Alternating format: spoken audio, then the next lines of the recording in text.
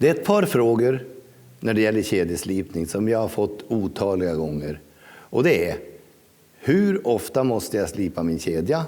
Och hur många gånger kan man slipa den innan den är utslipad? Svaret på den första frågan, det är: slipa så fort du bara misstänker att kedjan inte är riktigt vass längre. Kedjan kan tappa skärpan redan efter någon minuts sågning. Det kan finnas lite sand eller jord i barken och då blir kedjan mycket snabbt slö.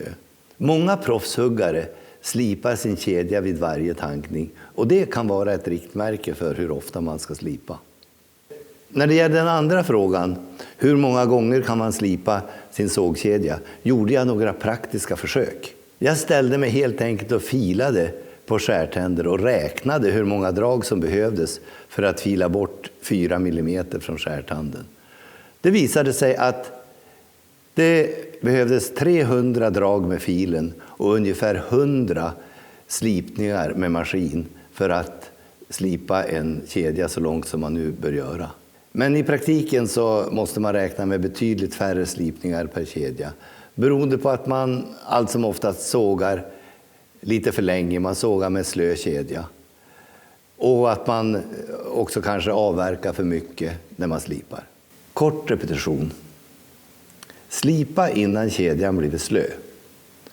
Avverka minimalt. En lätt slipning eller 3 drag med filen. Använd profilerare ofta så att inte äggen möts av en slipskiva som är fullpackad med järnfilspån. Justera ryttarna. För varje millimeter som du filar bort från skärtanden ska du justera ryttaren. Men är försiktig om du använder maskin.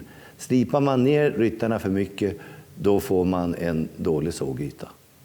Naturligtvis behöver du inte följa de här råden i minsta detalj. Det finns många varianter på det här att få en sågkedja vass.